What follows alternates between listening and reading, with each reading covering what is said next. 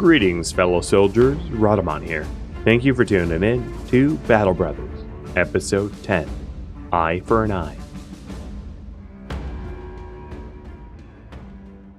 Into the Suderland, and towards Rothenbach.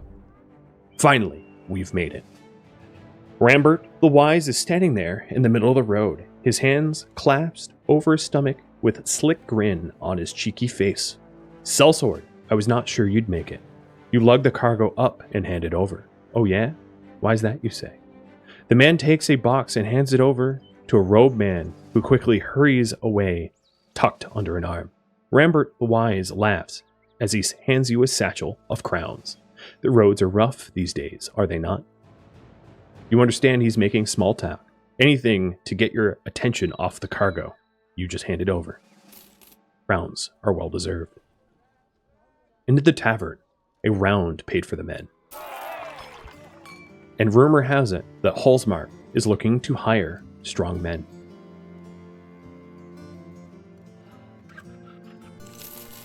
The remnants of the ghouls sold on market. Why someone would pay for such a thing? You haven't the foggiest idea. Tankwith, focusing on his bow skill, looks inward to find truer targets in the future.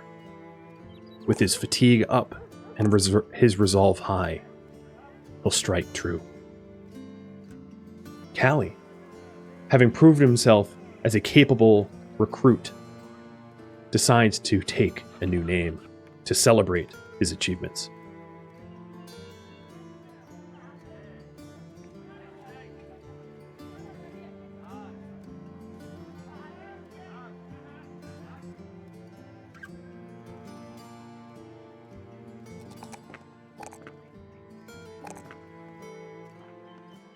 The men are happy, they're fed, they're well provisioned, and they're ready for more.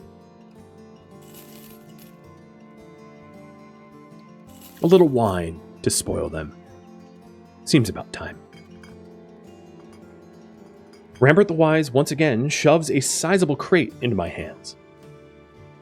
Look, the cargo, just waiting to be delivered. He drops the theatrics. He needs us to go to Wolfhaven, up in the north, to a man named Otto the Younger who is waiting for it. And he's willing to pay a sizable sum of 1,000 crowns for the contract to be done. We accept the offer. Taking a look at the marketplace and the Fletcher. We contemplate saving up for such a deadly weapon. It's not something that we can afford just as yet. The northern road is dangerous. Maybe it's best to head over the Clogheads, rather than to take the well-traversed but well-expected road.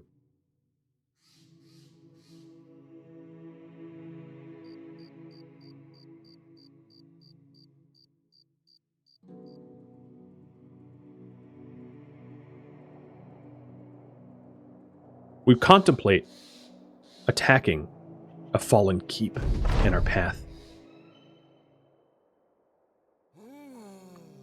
A swarm of zombies and ghouls alike. Due to the difference of speed of the two prey, it might be possible to enter this fray. But making sure that we have our backs to retreat, we'll secure an exit if it is required.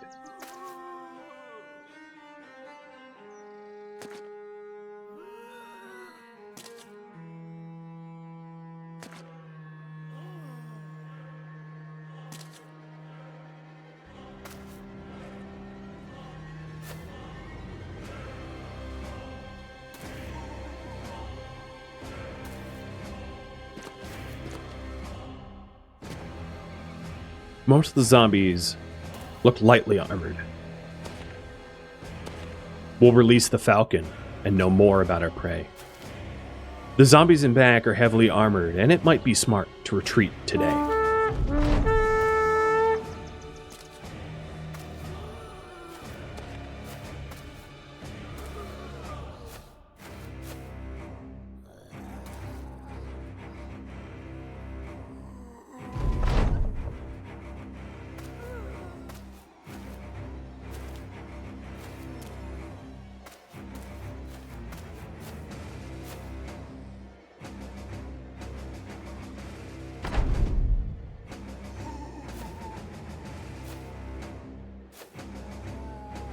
Such a retreat always harms the company's morale. But with lives intact, there's time for drink and high spirits in the future.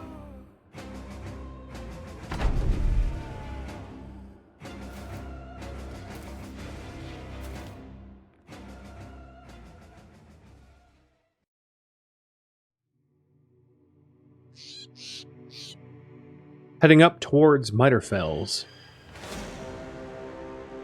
the company contemplates what kind of contracts they'll take on next. If they are to save at least 7,500 crowns, it means not investing in arms and armor, which might be foolish given the challenges ahead. Perhaps it's best to instead reinvest into themselves and make sure that they can survive what may come.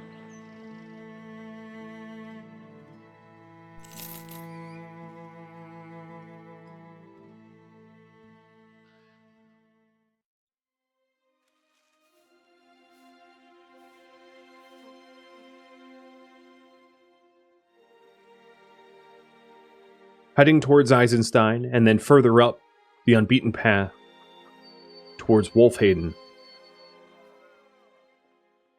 they wish that coin flowed more evenly. It is about time to start investing in kite shields as well. We'll have to stop by armorers and buy them.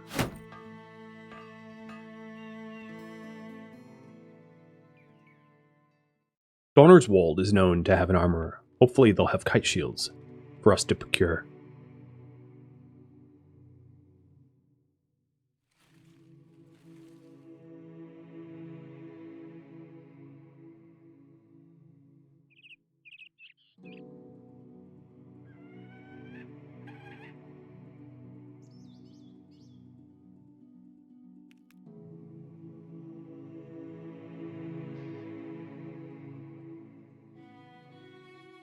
Donnerswold lays in ruin.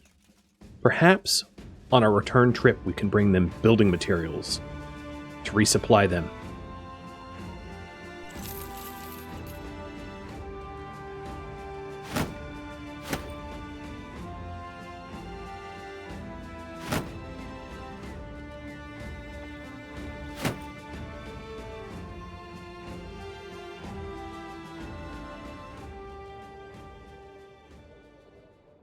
Wolfhaden is just a day's trek to the northwest. But instead of taking the road once again, the men spot Donnerswold's company losing to brigand raiders. They get involved.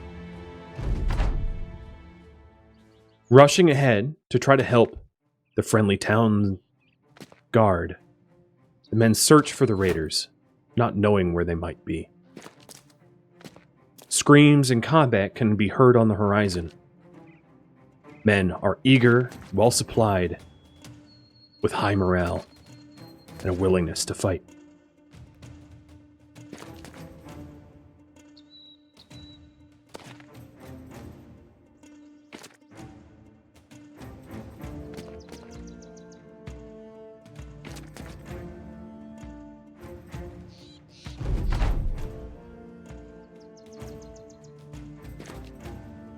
Ah, Tankwith says, the raiders, up on the hill, they'll be hard to shoot from here. Axes get thrown towards Cathanon and Tankwith. They'll have to retreat for now. They do wish to survive.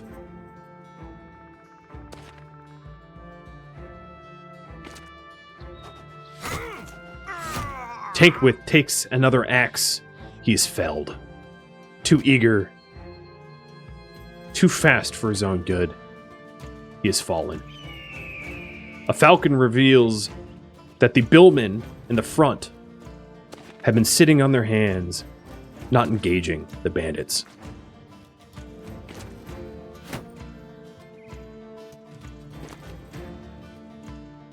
Finally, Mojo thinks to himself, they're moving.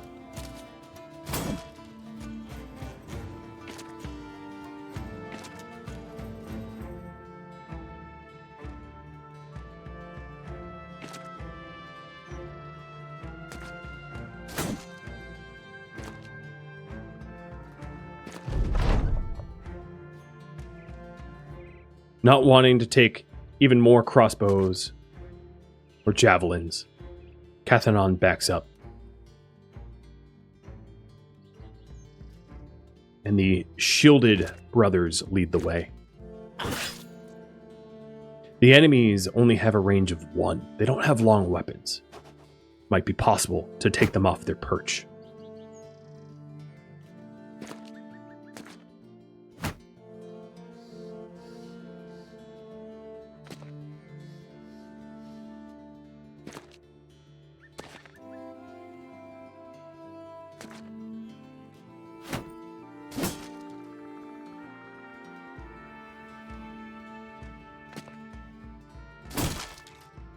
Slashing at the shields of the raiders. Even if it takes us extra time, we'll disarm them. The militia finally strike true and down 1.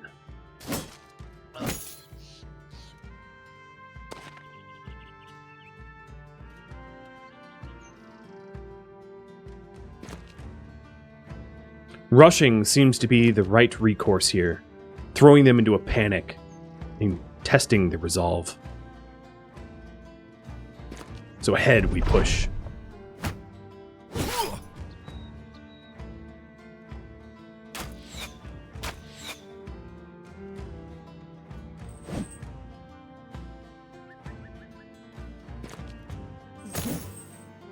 Smashing them in the back of the head. We move ever closer to being able to secure armor and gear from dead raiders.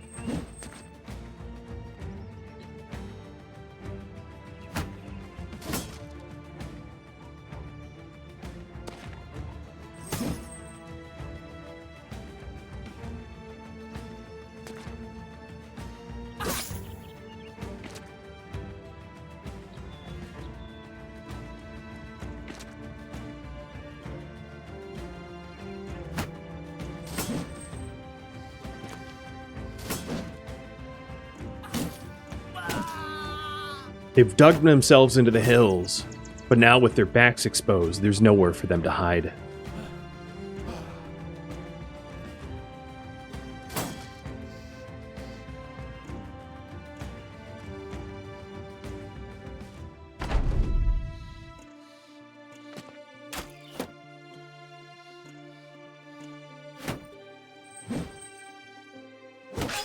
They swing wildly, connecting only with the militia, leaving ourselves unscathed.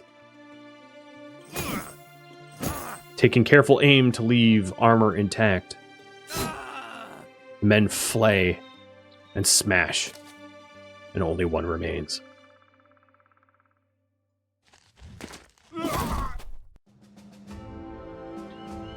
Tankwith thankfully survived, but unfortunately with a missing eye. He will not serve as a ranged unit anymore. Taking a look at his skills, it might be possible. It might be possible for him to stay with the company in the Vanguard.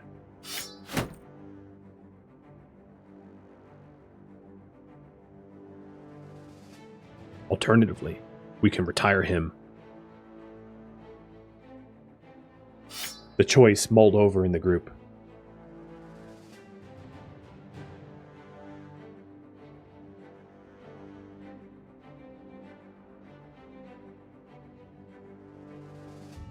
Regardless, we were paid to head to Wolfhaden, and Wolfhaden we shall go.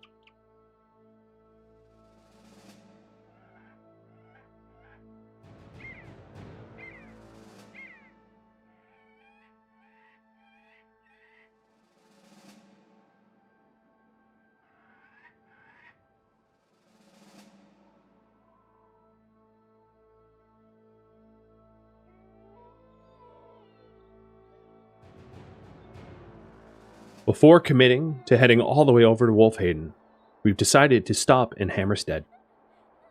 Hammerstead is a very fine town for a weary soldier to rest his feet.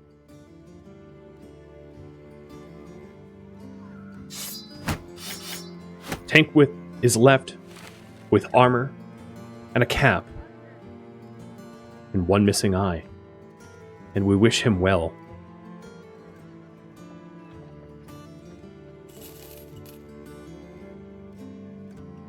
Looking for a new recruit, potentially one that can aim true, we find no such prospect in this town. The next recruit will have to be ranged. That's the shoes that we need filled. So we'll reserve the gear and sell the rest.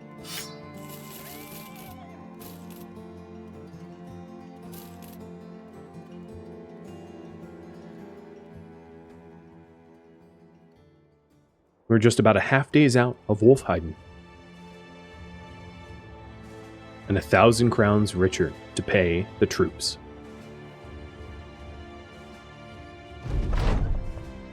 Otto the Younger is waiting for us as we enter the town. He hurriedly takes the cargo off our hands. Oh, I did not think you would get here. He pays us the 1,000 crowns.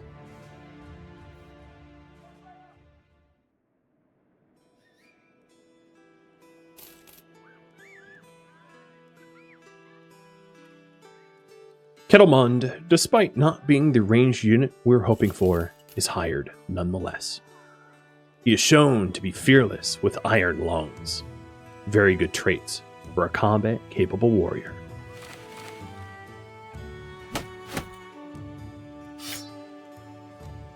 There's hope yet that he might be able to don a bow.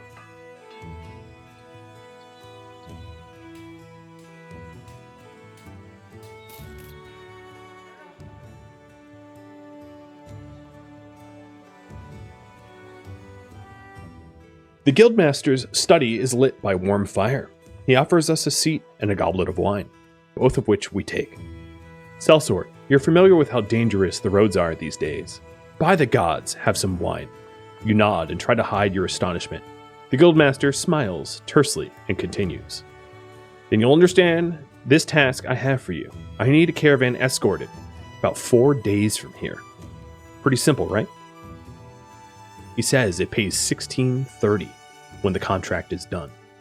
That's too far, the men think. They'd rather go back to the big city to the west. Hammerstead might have better contracts, and it's not too far off.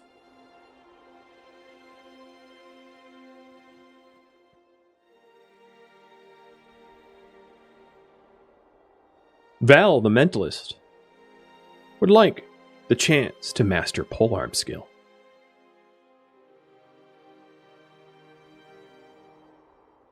Focusing on melee combat with high fatigue and a penchant for violence. And the new recruit has earned his keep.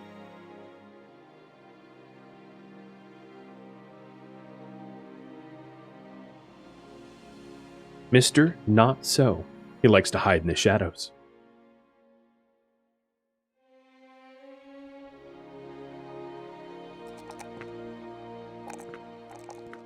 He has trouble perfecting the martial arts, but there's hope for him yet.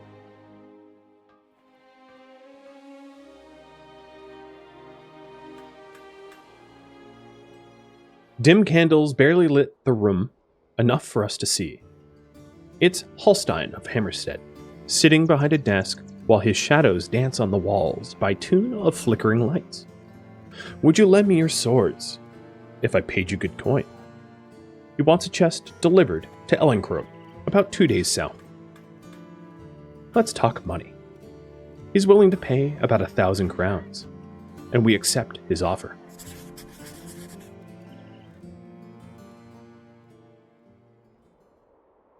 There might be a chance to resupply once we get there, if it becomes better supplied. Walking out of Hammerstead with a few sellswords, you turn a corner and find an opulent man surrounded by thieves and bandits. They look over their shoulders and widen their eyes. One nicks the merchant's cheek. "All right, we'll get you next time, bastard." The scoundrels quickly make their leave. A moment later, the merchant's heavily armed guards appear. Nursing his wound, he starts yelling at them. "What am I even paying for you, sorry bastards? The second I get into trouble, you're nowhere to be seen. Look at this man here. That's who I should be paying. Hey, take this for your trouble, stranger. The merchant throws you a satchel of coins for your trouble, although all you did was turn a corner and run into a coincidence.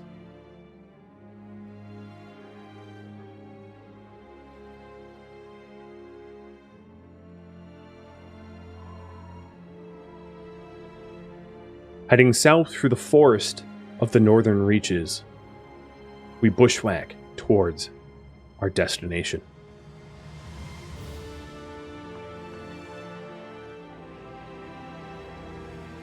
There's the old Vander's Watch that we have passed by time before.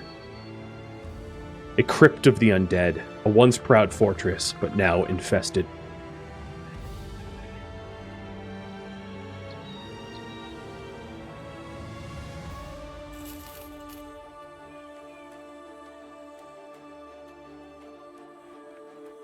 This was an easy trek.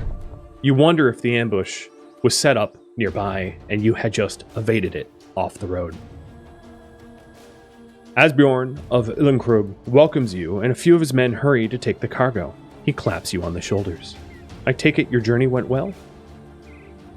He pays us the 1,000 crowns.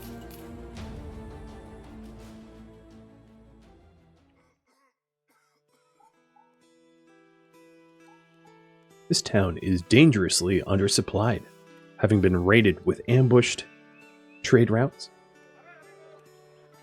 I'm sure they're looking to hire us out. Brigands have been harrying us. Could you believe it? So, I see your look. It's a simple task, Sellsword. We want you to kill every last brigand there. Are you willing to work with us? They're willing to pay 200 crowns up front and another 800 when the job is done, and we accept, knowing that this is going to be a difficult task. The only man looking to be hired here is Bodo of the Fletcher and Boyer, and we hire him outright. Bodo is happy to sit in the reserve, ready to be substituted when needed. We will also need food to go hunt these bandits, and a little food is procured. The bandits are in a camp to the southwest. Through the Temple Grove. There are also animal footprints, maybe of direwolves. The men ponder. A few thugs, some raiders, and we'll be about 1,000 richer.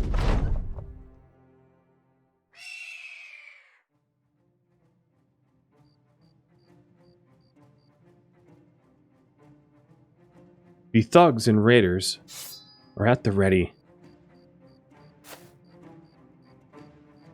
Fighting them in the night was not a wise decision. We have range superiority, and it's less effective in the dark.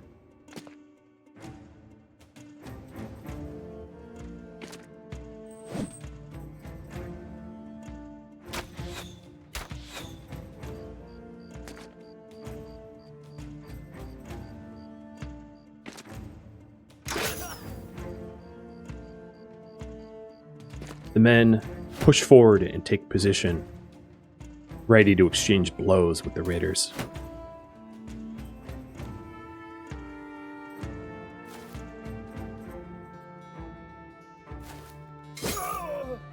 The first significant strike is struck, a raider dented, bruised, but still steady.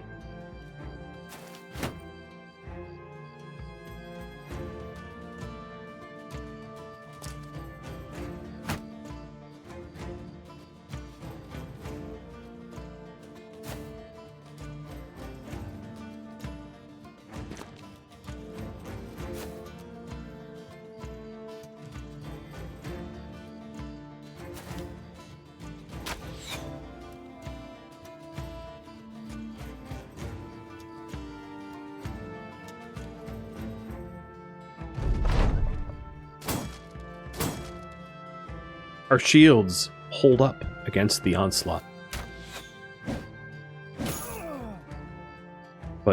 Papa's armor is deeply pierced, and he is in trouble. The billhook man in the back poses the greatest threat, and Cathanon is hoping to aid.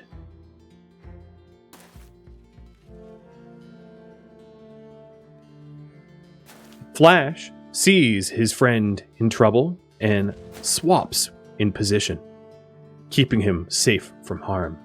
But a flanker is now on the northern flanks and will need to be dealt with in short order.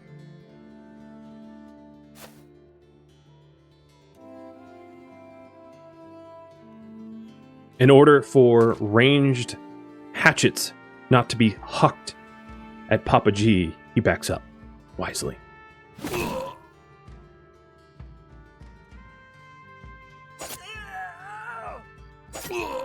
The southern flank has been dealt with. We'll be able to refocus upon the north.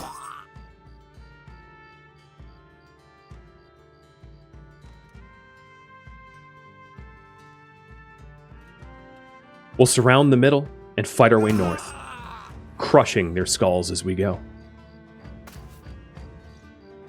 Kittlemund, the newest recruit, is wondering how these band of brothers operate, hoping that they'll support one another.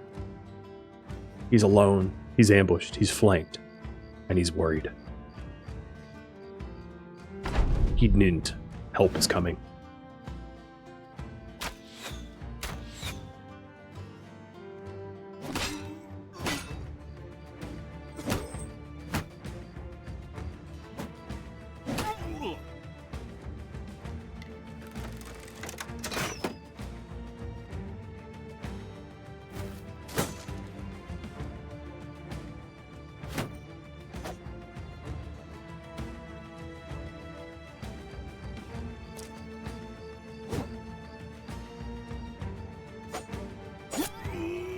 All that remains in the south is but one.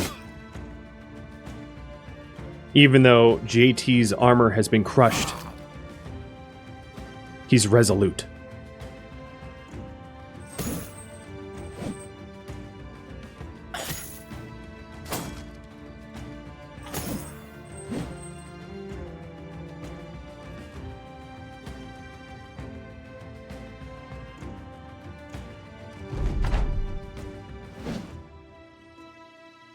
Flash is worried, his head exposed with no shield to protect him. He's more vulnerable than he would like to let on.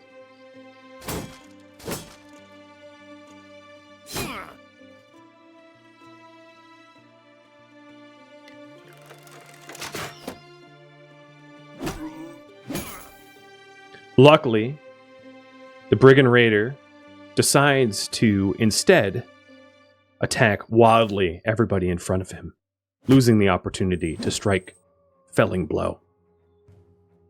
And Flash switches with Mojo, ready to take a back seat to the combat.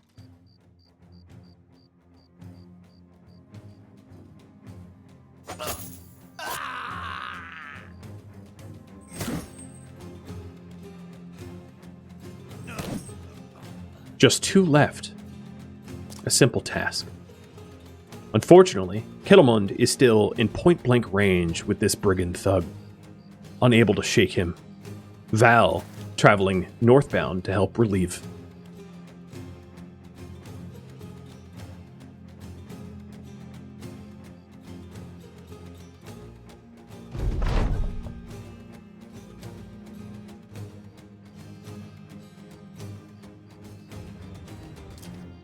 And a careful footwork and a swap is made. And now that brigand thug has no hope, has no query.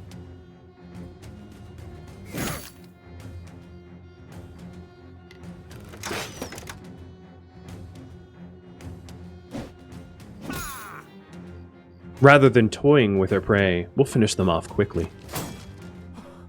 Our lives are worth more than the extra few coin for a helmet or bauble.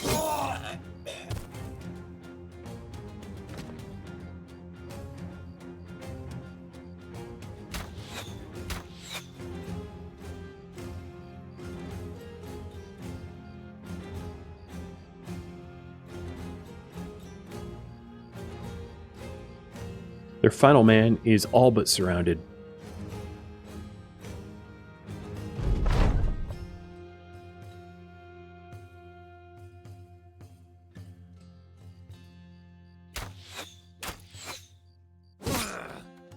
With pierced hand, he flees. We'll bide our time. We'll look for loot.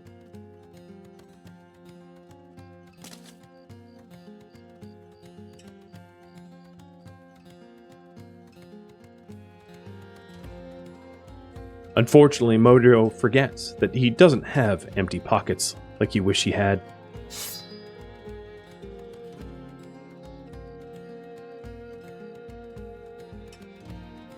He tries to exchange a dagger and runs out of breath.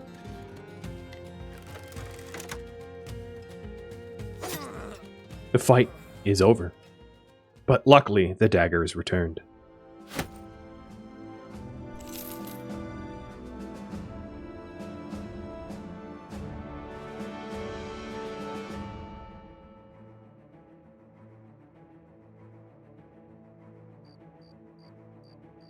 Mojo focuses on all that he has learned. How? How should he advance, he thinks.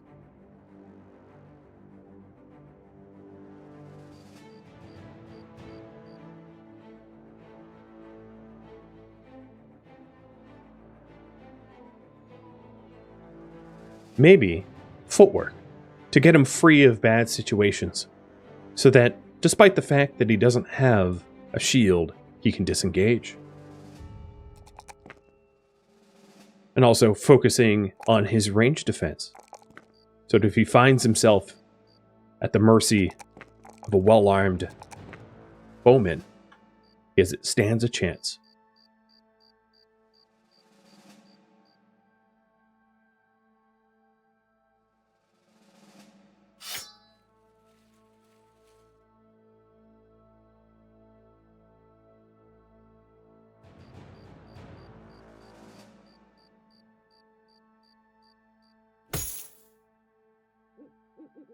Gear is doled out and set to be repaired, and JT also thinks about how he should advance.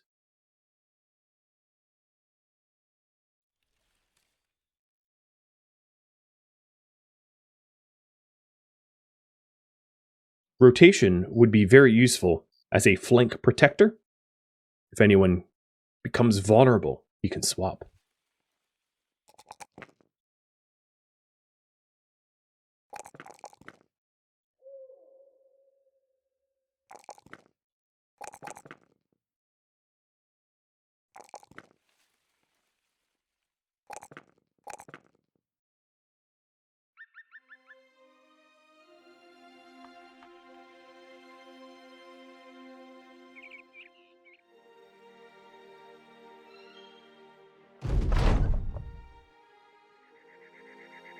Asborn of Ullenkrog's desk is blanketed and dirtied and unfurled scrolls.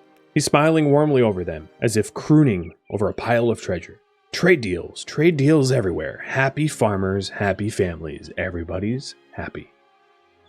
Ah, it's good to be me, and of course it's good to be you, sellsword, because your pockets just got a little bit heavier. The man tosses you a small purse your way, and then another and another. I would have paid you with a larger satchel, but I just like doing that. He cheekily tosses another purse, which you casually catch with some sort of unamused aplomb of a man who still has fresh blood on his sword. Crown's well deserved.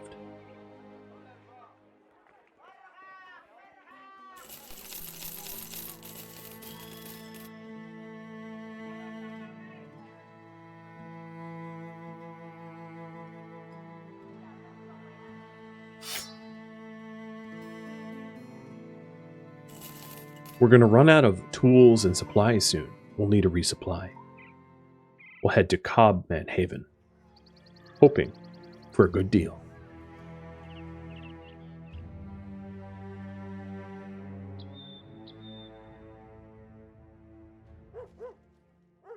No supplies at all. How unfortunate.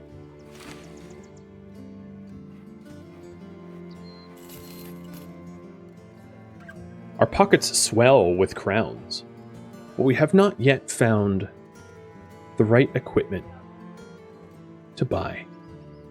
Maybe a round in the tavern instead. There's a place called Necromancer's Lair. We know of it already. We'll pay for another rumor. Northeast some way on the plains. Can't for the life of me remember what it's called. A vague rumor, but still a rumor nonetheless. Volker, the treasurer, pours himself a drink, stares at the cup, and pours himself some more. He seems to drain it in one gulp before belching his news. Brigands killed Rupert and his whole family. Can you believe that? I don't know who they were, but they were well liked in these parts.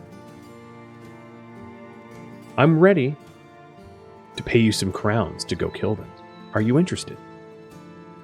160 up front and 660 when the job is done, and we accept.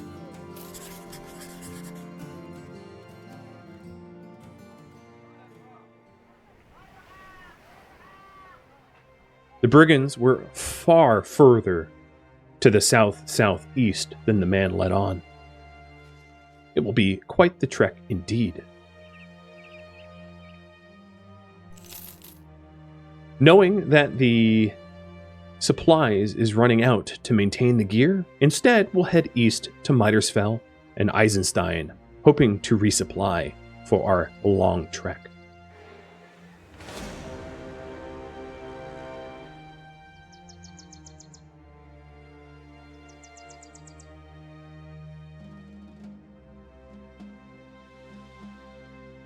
Signs of heavy traffic on the road. Friend or foe? The men do not know, but they're ready nonetheless.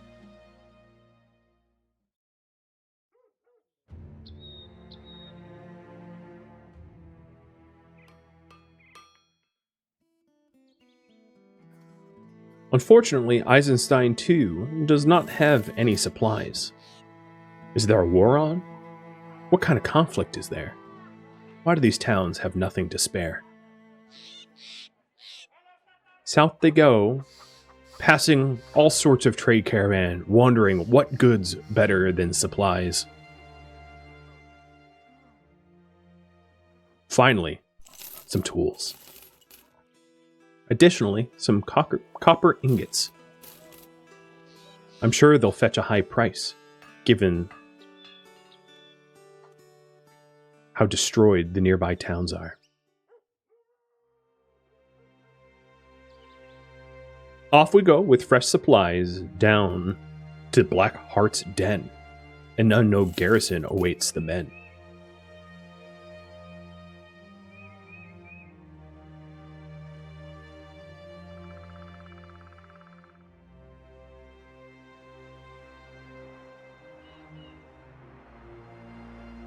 With 3 days of food and 18 of crowns. Through the misty burrows we go.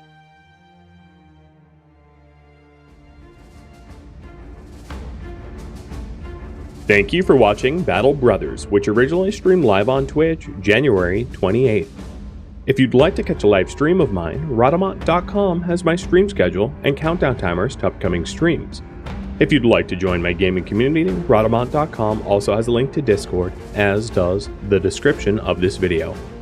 Thank you so very much for watching, and a special thank you to my Patreon patrons, Twitch subscribers, and viewers like you that support the channel and made it all the way to the credits.